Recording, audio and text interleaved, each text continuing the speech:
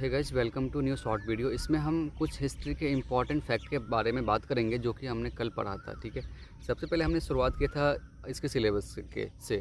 देखिए, हिस्ट्री में क्या सिलेबस होता है आपका। प्री हिस्ट्री होता है, medieval history and modern history, इसके बाद आर्ट एंड कल्चर होते हैं। तो इनमें हमने कुछ इंपॉर्टेंट पॉइंट पढ़े हैं जो कि आपके यूपीएससी के लिए या बीपीएससी के लिए इम्पॉर्टेंट हो सकते हैं। जैसे कि ज़मींदारी सिस्टम, जब 1793 में लॉर्ड कॉर्नवालिस ने ज़मींदार को हायर किया और उनको बोला कि भाई तो जा टैक्स कलेक्ट कर, रेवेन्यू कलेक्ट कर और मुझे 11 हिस्से में 10 हिस्से दे, एक हिस्सा तू रख ले।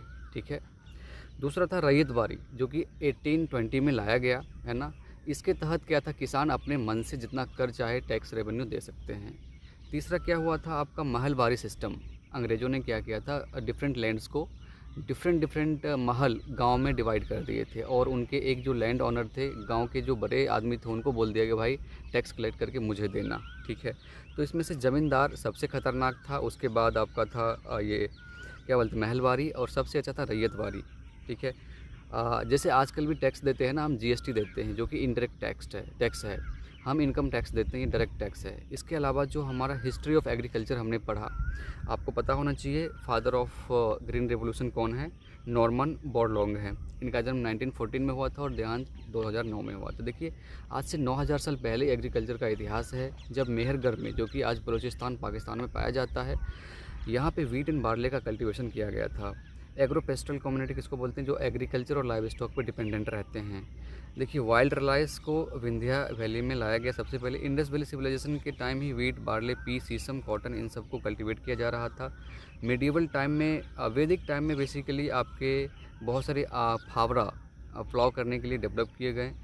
उसके बाद मेडिवल टाइम में आपके tank, well, canal, sugar cane, ये सब लाया गया। कॉलोनियल पीरियड में एग्रीकल्चर का क्या बोलते हैं, कमर्शलाइजेशन कर दिया गया। मतलब हम लोग खेत से जो उपजाते थे ना, उसको बेचते थे। फिर हमारा ग्रीन रेवोल्यूशन आ गया, जिससे कि सफिशिएंटली, पहले लोग भूखे रहते थे लेकिन अब भूखे नहीं रहते हैं।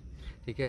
फ्रीडम स्ट्रगल की बात कर लेते हैं, तो बहुत सारे लोगों ने फ़ाइट किया हमारे देश को आज़ाद दिलाने में। कुछ आंदोलन इस प्रकार से थे, जैसे कि बंगाल का पार्टीशन के बाद 1905 में, उसके बाद 1919 में नॉन कोऑपरेशन मूवमेंट हुआ, जब जलियांवाला बाग हत्याकांड हुआ।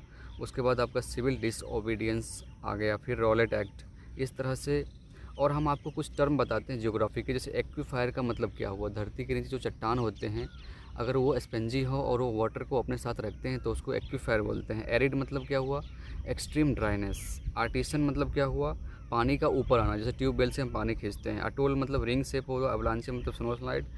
ब्लिजार्ड का मतलब हैवी स्नो स्टॉर्म, जिसके साथ तेज़ आंधियाँ भी चले। ठीक है। तो आज के लिए इतना ही। हम